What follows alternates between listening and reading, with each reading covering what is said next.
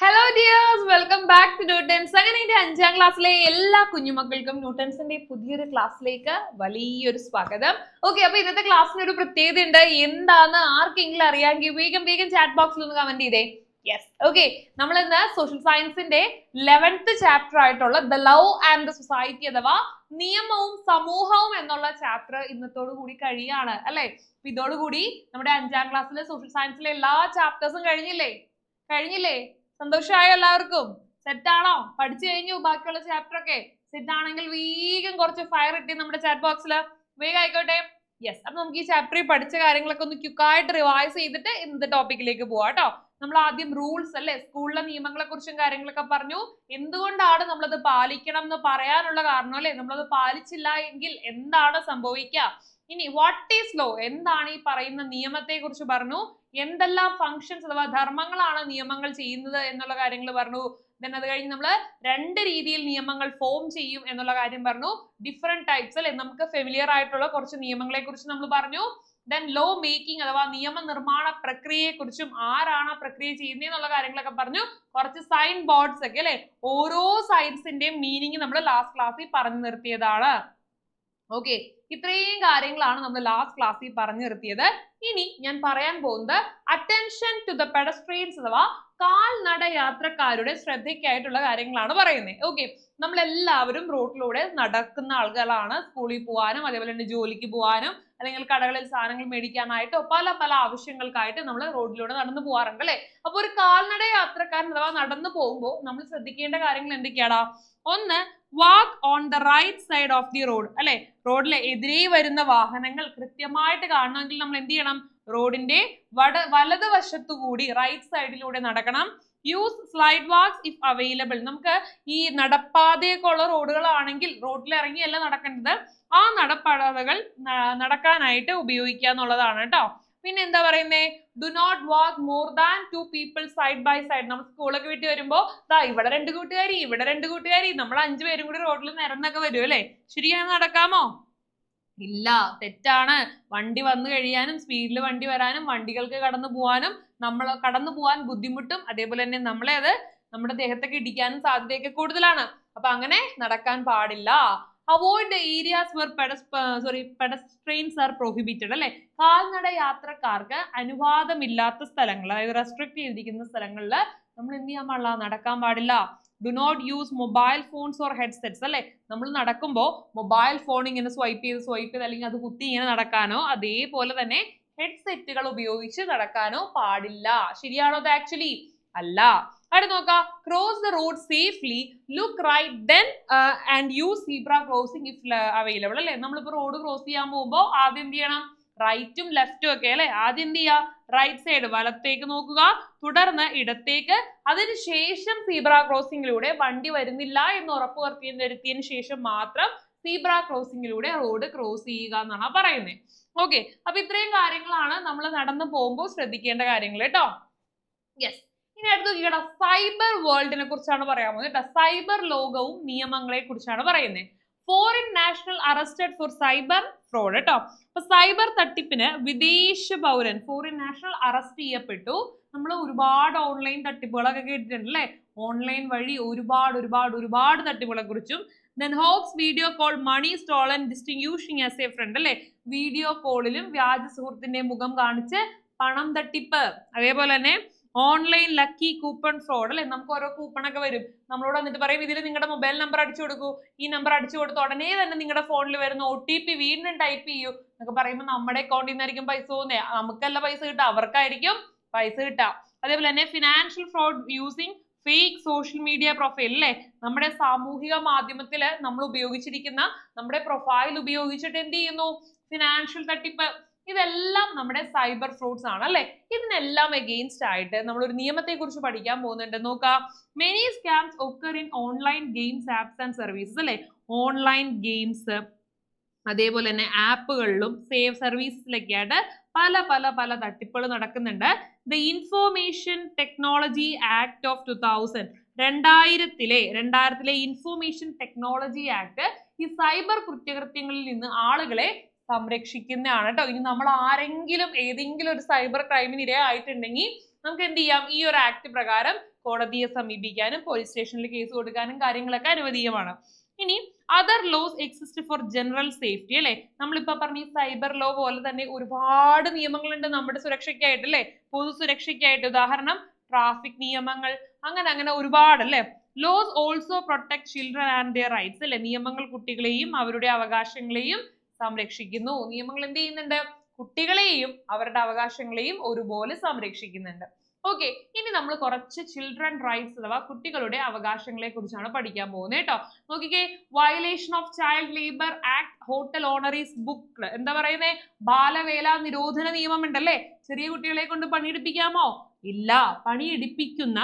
പണിയെടുപ്പിച്ച ഒരു ഹോട്ടൽ ഉടമയെ കേസ് എടുത്തു എന്നാണ് പറയുന്നത്. അതേപോലെ ഡിപ്പിൻ crimes against children after juvenile justice അല്ലെ. ബാലനീതി നിയമം നിലവിൽ വന്നതോടെ കുട്ടികൾക്കെതിരെയുള്ള കുറ്റകൃത്യങ്ങൾ കുറഞ്ഞു. കുട്ടികളെ ഉപദ്രവിക്കുന്നതും ആക്രമിക്കുന്നതും അതേപോലെ തന്നെ അവരോട് മോശകരമായി പെരുമാറുന്ന കുറ്റകൃത്യങ്ങൾ കാര്യങ്ങളൊക്കെ കുറഞ്ഞു. Then right to education act in force അല്ലെ. വിദ്യാഭ്യാസ അവകാശ നിയമം പ്രാബല്യത്തിൽ വന്നു. Child marriage prohibition act comes into force അല്ലെ. ശൈശവ വിവാഹ നിരോധന നിയമം എന്ത് ചെയ്തു? നിലവിൽ വന്നു എന്നുള്ളതാണ്. ഓക്കെ, അപ്പൊ നമ്മൾ ഇനി വളരെ പ്രധാനപ്പെട്ട ഈ ചാപ്റ്ററിലെ വളരെ ഇമ്പോർട്ടന്റ് ആയിട്ടുള്ള ഒരു ടോപ്പിക്കിലേക്കാണ് പോകുന്നത്. കുറച്ച് നിയമങ്ങളാണ് പഠിക്കാൻ പോകുന്നത്. ഒന്നാമത്തെ നിയമം നോക്കിക്കോടാ, child labour prohibition act of 1986 അല്ലെ. 1986 ബാലവേല നിരോധന നിയമം. എന്താണ്? 1986 ബാലവേല നിരോധന നിയമം. എന്താണ് അതിൽ പറയുന്നത്? Employing children under the age of 14, 14 വയസ്സിന് താഴെയുള്ള കുട്ടികളെ ജോലി ചെയ്യിക്കുന്നത് അല്ലെങ്കിൽ ജോലിക്ക് നിയമിക്കുന്നത് കുറ്റകരമാണ്. എവിടെയെങ്കിലും ഒക്കെ നമ്മൾ പോകുമ്പോൾ, വല്ല ഹോട്ടലിലാണെങ്കിൽ പോലും ടേബിൾ തുടയ്ക്കാനോ പ്ലേറ്റ് കൊണ്ടുവന്ന് വെക്കാനൊക്കെ ആയിട്ട് ചെറിയ കുട്ടികൾ, അതായത് ഏജ് ബിലോ 14, 14 വയസ്സിന് താഴെയുള്ള കുട്ടികളെ കണ്ടു കഴിഞ്ഞാൽ അപ്പൊ തന്നെ നമുക്ക് പോലീസിനെ വിളിച്ചിട്ട് ചൈൽഡ് ലേബർ പ്രൊഹിബിഷൻ ആക്ട് വഴി അവർക്ക് പേരിൽ കേസ് എടുക്കാൻ പറ്റും. ഓണറിന്റെ പേരിൽ അത് കുറ്റകൃത്യമാണ്. ഇനി റൈറ്റ് ടു എഡ്യൂക്കേഷൻ ആക്ട് 2009 വിദ്യാഭ്യാസ അവകാശ നിയമം 2009 കേട്ടോ. Free and compulsory primary education is granted to the children between age 6 and 14. 6 മുതൽ 14 വയസ്സ് വരെയുള്ള കുട്ടികൾക്ക് നിർബന്ധവും കമ്പൽസറിയും അതേപോലെ തന്നെ സൗജന്യവുമായ പ്രാഥമിക വിദ്യാഭ്യാസം ഉറപ്പുവരുത്തുക എന്നുള്ളതാണ് ഈ രണ്ടാമത്തെ നിയമം പറയുന്നത്. Right to education act of 2009 കേട്ടോ. ഇനി അടുത്ത് നോക്കിക്കേ, commission for protection of child rights. എന്താ പറയുന്നത്? ബാലാവകാശ സംരക്ഷണ commission. National and state commission protect the children's right at their respective level അല്ലെ. നാഷണൽ ആൻഡ് സ്റ്റേറ്റ് കമ്മീഷൻ, ദേശീയ സംസ്ഥാന കമ്മീഷനുകൾ അതത് തലങ്ങളിൽ കുട്ടികളുടെ അവകാശങ്ങൾ സംരക്ഷിക്കുന്നുണ്ട്. ദെൻ അടുത്ത് നോക്കാം, കണ്ടോ, June 12 anti child labour day. അതേപോലെ November 20 world child rights day കേട്ടോ. കുട്ടികളുടെ ചൈൽഡ് റൈറ്റ് ദിനമായിട്ട് നമ്മൾ ആഘോഷിക്കുന്നത് നവംബർ 20. ദെൻ കുട്ടികൾക്കെതിരെയുള്ള ആന്റി ലേബർ ഡേ, തൊഴിലെടുപ്പിക്കാൻ പാടില്ല അല്ലെങ്കിൽ ആന്റി ലേബർ ഡേ നമ്മൾ ആഘോഷിക്കുന്നത് ജൂൺ 12 എല്ലാ വർഷവും കൊണ്ടാടുന്നത്. ഓക്കെ, ഇനി അടുത്ത് നോക്കാം, പോക്സോ. എന്താണ് POCSO act? Protection of children from sexual offences act 2012 അല്ലെ. കുട്ടികൾ നേരിടുന്ന അല്ലെങ്കിൽ കുട്ടികൾക്ക് നേരെയുള്ള സെക്ഷൽ അസാൾട്ട് അഥവാ ഇവിടെ നമ്മൾ പറയുന്നുണ്ട് അല്ലെ, ലൈംഗിക അതിക്രമങ്ങളിൽ നിന്ന് കുട്ടികളെ സംരക്ഷിക്കുവാനായിട്ട് നിലവിൽ വന്ന ഒരു നിയമമാണ് 2012 പോക്സോ ആക്ട്. 1989 അവകാശങ്ങൾക്കായുള്ള കുട്ടികളുടെ ഐക്യരാഷ്ട്രസഭയുടെ കൺവെൻഷൻ അനുസരിച്ചാണ് ഏത് നിയമം വന്നത്? 2012 പോക്സോ ആക്ട് വന്നത് കേട്ടോ. 1989 UN കൺവെൻഷൻ ഓഫ് റൈറ്റ്സ്, കുട്ടികളുടെ അവകാശവുമായി ബന്ധപ്പെട്ട് 2012 കുട്ടികളെ ലൈംഗിക അതിക്രമങ്ങളിൽ നിന്ന്, സെക്ഷൽ അസാൾട്ടിൽ നിന്ന് സംരക്ഷിക്കാനായി നിലവിൽ വന്ന നിയമമാണ് പോക്സോ ആക്ട്. ഓക്കെ, അടുത്ത് നോക്കാടാ, റൂൾ ഓഫ് ലോ അഥവാ നിയമവാഴ്ച. എന്താണ് റൂൾ ഓഫ് ലോ അഥവാ നിയമവാഴ്ച പറയുന്നത്? All citizens are equal before the law.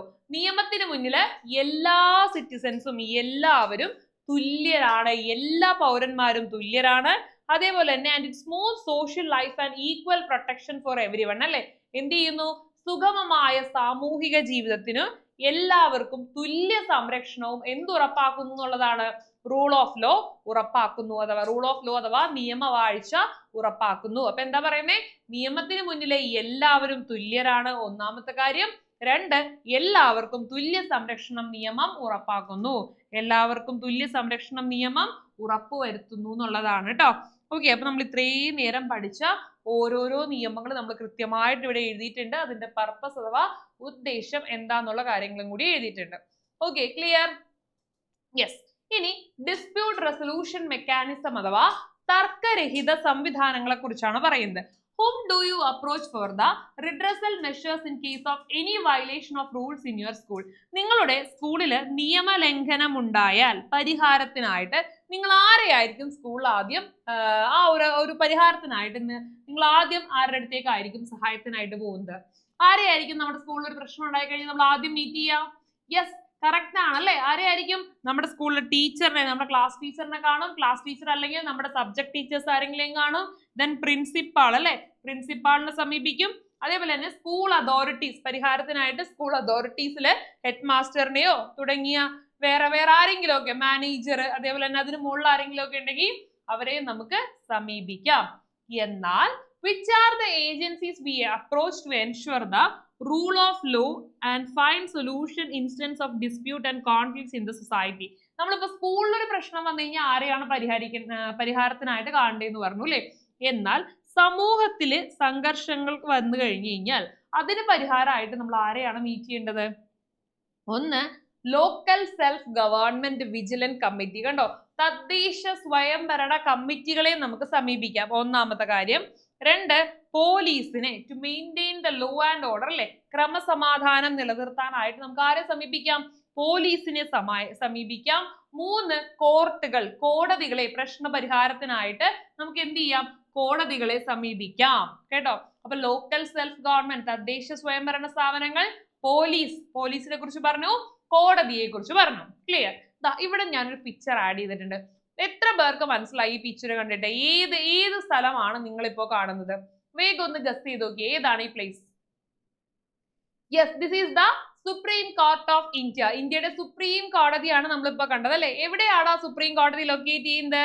It is in New Delhi. ന്യൂഡൽഹിയിലാണ് നമ്മുടെ സുപ്രീം കോടതി വരുന്നത്. This is the most highest court of the law. നമ്മുടെ ഇന്ത്യയുടെ പരമോന്നത കോടതി എന്നറിയപ്പെടുന്നത് ആരാണ്? നമ്മൾ ഈ ചിത്രത്തിൽ കണ്ട സുപ്രീം കോടതിയാണ് കേട്ടോ. ഇനി അടുത്ത് നോക്കിക്കേ, ഇത് നമുക്ക് എല്ലാവർക്കും വളരെ ഫെമിലിയർ ആയിട്ടുള്ള ഒരു പിക്ചർ ആണ്.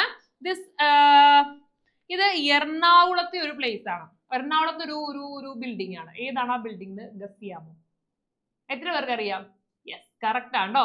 It is high court of Kerala. Kerala ഹൈക്കോടതിയാണ് അല്ലെ. നമ്മൾ പറഞ്ഞു സുപ്രീം കോർട്ട് ഡൽഹിയിലാണെന്ന് പറഞ്ഞു. ഹൈക്കോടതി, സുപ്രീം കോടതിക്ക് തൊട്ട് താഴെയായിട്ട് എവിടെയാണ് സ്ഥിതി ചെയ്യുന്നത്? എറണാകുളത്താണ് സ്ഥിതി ചെയ്യുന്നത് കേട്ടോ. ഓക്കെ, ഇനി നമുക്ക് വേറെ കുറച്ച് കോടതികളും കൂടി പഠിക്കാനുണ്ട്. ഏറ്റവും ആദ്യം ഏതാന്ന് പറഞ്ഞു? ഏറ്റവും ടോപ്പില് സുപ്രീം കോടതി, സുപ്രീം കോടതിക്ക് കുറച്ച് താഴെ ഹൈക്കോടതി, ഹൈക്കോടതിക്ക് തൊട്ട് താഴെ ഡിസ്ട്രിക്ട് കോർട്സ് അഥവാ ജില്ലാ കോടതികളാണ് അല്ലെ. അതിന് തൊട്ട് താഴെയാണ് സെക്ഷൻസ് കോർട്സ് അഥവാ കീഴ്ക്കോടതികൾ. അപ്പൊ നമ്മൾ ആദ്യം പ്രശ്നം ഉണ്ടെങ്കിൽ സെക്ഷൻ കോർട്സ് അഥവാ കീഴ്ക്കോടതികളിൽ പോവും. അവിടെ നിന്ന് പരിഹാരം കിട്ടിയില്ല എങ്കിൽ എവിടെ പോവും? ഡിസ്ട്രിക്ട് കോർട്സ് അഥവാ ജില്ലാ കോടതിയിൽ പോവും. ജില്ലാ കോടതിയിൽ നിന്ന് ലഭിച്ചില്ല എങ്കിൽ നമ്മൾ നേരെ എവിടെ പോവും? ഹൈക്കോടതിയിൽ പോവും. ഹൈക്കോടതിയിൽ നിന്ന് ലഭിച്ചില്ല എങ്കിൽ നമ്മൾ നേരെ എവിടെ പോവും? സുപ്രീം കോടതിയിൽ പോവും അല്ലെ. അങ്ങ് ന്യൂഡൽഹി വരെ നമ്മൾ പോകും. ഓക്കെ, അപ്പൊ chief duty of the courts is to uphold the supreme power of law. കോടതികളുടെ നിയമത്തിന്റെ പരമോന്നത ഉറപ്പുവരുത്തുക അല്ലെങ്കിൽ ഉയർത്തിപ്പിടിക്കുക എന്നതാണ് പ്രധാന കാര്യം. Following rules ensures the smooth social life അല്ലെ. ഈ നിയമങ്ങളെല്ലാം പാലിക്കുന്നതാണ് നമുക്ക് സുഗമമായ ഒരു സാമൂഹിക ജീവിതം ഉറപ്പുവരുത്താൻ സാധിക്കുകയുള്ളൂ. It is the duty of each individual to recognise and act according to the law അല്ലേ. നിയമം തിരിച്ചറിഞ്ഞ് അതനുസരിച്ച് പ്രവർത്തിക്കുക എന്നത് ഓരോ വ്യക്തിയുടെയും കടമയാണ്. കണ്ടോ, ഇത്രയും കാര്യങ്ങളാണ് നമുക്ക് ഈ ചാപ്റ്ററിൽ നിന്ന് പഠിക്കാനുള്ളത്. ഇനി നിങ്ങളോട് പറയുന്നുണ്ട് ഒരു നിയമ എക്സ്പേർട്ട് ആയിട്ടുള്ള ലീഗൽ എക്സ്പേർട്ടുമായിട്ട്, നിയമ വിദഗ്ധനുമായി ഒരു ഇന്റർവ്യൂ നടത്താനായിട്ട് നിങ്ങളോട് പറയുന്നുണ്ട് അല്ലെ. ആ ഇന്റർവ്യൂവിൽ നിങ്ങൾ എന്തെല്ലാം ചോദ്യങ്ങളായിരിക്കും കുട്ടികളുടെ സംരക്ഷണവുമായി ബന്ധപ്പെട്ട് ചോദിക്കാൻ പോകുന്നതെന്നാണ് ചോദിച്ചിരിക്കുന്നത്. കുറച്ച് ഞാനിവിടെ ആഡ് ചെയ്തിട്ടുണ്ട്. What are the main laws in India that protect the children? ഇന്ത്യയിൽ കുട്ടികളെ സംരക്ഷിക്കുന്ന പ്രധാന നിയമങ്ങൾ ഏതൊക്കെയാണ്? How does POCSO act 2012 protect the children from sexual offences അല്ലെ, ലൈംഗിക അതിക്രമങ്ങളിൽ നിന്ന് അല്ലെങ്കിൽ ലൈംഗിക കുറ്റകൃത്യങ്ങളിൽ നിന്ന് 2012 പോക്സോ ആക്ട് എങ്ങനെയാണ് കുട്ടികളെ സംരക്ഷിക്കുന്നത്? Then what the role does the Juvenile Justice Act 2015 play അല്ലെ, 2015 ജുവനൈൽ ജസ്റ്റിസ് നിയമം എന്ത് പങ്കാണ് വഹിക്കുന്നത് എന്നുള്ളതാണ്. ഇതേപോലെ കുറച്ചധികം ക്വസ്റ്റ്യൻസ് നിങ്ങളുടെ മനസ്സിൽ എന്തൊക്കെ നിയമങ്ങളാണോ അല്ലെങ്കിൽ എന്തെല്ലാം കാര്യങ്ങളാണോ നിങ്ങൾക്ക് അറിയാൻ ആഗ്രഹമുള്ളത് അത് നിങ്ങൾക്ക് ഒരു നിയമ വിദഗ്ധനോട് ചോദിക്കാം, റിലേറ്റഡ് ടു ചിൽഡ്രൻ, കുട്ടികളുമായി ബന്ധപ്പെട്ട്. അതാണ് പറഞ്ഞിരിക്കുന്നത്. ഓക്കെ, അപ്പൊ നമുക്ക് ക്വിക്കായിട്ട് നോക്കാം. നമ്മൾ പഠിച്ച കാര്യം ആദ്യം നമ്മൾ പറഞ്ഞ എന്തായിരുന്നു? അറ്റൻഷൻ ടു ദ പെഡസ്ട്രിയൻസ് അല്ലെ, കാൽനട യാത്രക്കാരുടെ ശ്രദ്ധയ്ക്കായിട്ട് പാലിക്കേണ്ടതായിട്ടുള്ള കുറച്ച് കാര്യങ്ങളൊക്കെ നമ്മൾ പറഞ്ഞു. ദെൻ സൈബർ ലോസ് അല്ലെ, സൈബർ ലോസിനെ കുറിച്ചും റോഡ് സേഫ്റ്റിയെ കുറിച്ചും സൈബർ നിയമങ്ങളെ കുറിച്ചും നമ്മൾ പറഞ്ഞു. അത് കഴിഞ്ഞ് നമ്മൾ ഓരോരോ നിയമങ്ങളാണ് പറഞ്ഞത്. Child labour prohibition act of 1986 അല്ലെ, 1986 child labour prohibition act. Then 2009 right to education act അല്ലെ, വിദ്യാഭ്യാസ അവകാശ നിയമത്തെ കുറിച്ച് പറഞ്ഞു. ദെൻ നേരെ പോക്സോ ആക്ട് ഓഫ് 2012 2012 പോക്സോ ആക്ടിനെ കുറിച്ച് പറഞ്ഞു. ദെൻ റൂൾ ഓഫ് ലോ, നിയമവാഴ്ചയെ കുറിച്ച് പറഞ്ഞു. ഓരോ നിയമങ്ങളും നമ്മളവിടെ ഷോർട്ട് ആയിട്ട് പറഞ്ഞു. നിയമങ്ങൾ ലംഘിക്കപ്പെട്ട് കഴിഞ്ഞാൽ എങ്ങനെ നമുക്ക് അതിന് പരിഹാരം നേടാം, ഓരോരോ കോടതി നമ്മൾ പരിചയപ്പെട്ടു അല്ലെ. ഏറ്റവും ടോപ്പിലാരാ? സുപ്രീം കോടതി, തൊട്ട് താഴെ ഹൈക്കോടതി, ഹൈക്കോടതിക്ക് തൊട്ട് താഴെ ഡിസ്ട്രിക്ട് കോർട്സ് അഥവാ ജില്ലാ കോടതികൾ, അതിന് താഴെയായിട്ടാണ് സെക്ഷൻസ് കോടതികൾ വരുന്നത്. ക്ലിയർ ആണല്ലോ? യെസ്, അപ്പൊ ഇത്രയും കാര്യങ്ങളാണ് നമ്മൾ ഈ ചാപ്റ്ററിൽ പഠിച്ചത്. ഇതോടുകൂടി നമ്മുടെ 5th സ്റ്റാൻഡേർഡിലെ സോഷ്യൽ സയൻസ് ഇവിടെ കംപ്ലീറ്റ് ആവാണ്. അപ്പൊ നമുക്ക് ഇനിയൊരു ക്ലാസ്സിൽ അല്ലെങ്കിൽ നെക്സ്റ്റ് ഇയറിൽ നമുക്ക് ഓരോരോ കാര്യങ്ങളായിട്ട് ഡിസ്കസ് ചെയ്യാം, കാണാം. നമ്മുടെ ലൈവ് ക്ലാസ്സുകളിലൊക്കെ ആയിട്ട് കാണാം. സോ എല്ലാവർക്കും അതുവരെ ബൈ ബൈ, ഉഷാറായിട്ട് പഠിക്കുക, അടിപൊളിയായിട്ട് പഠിക്കുക.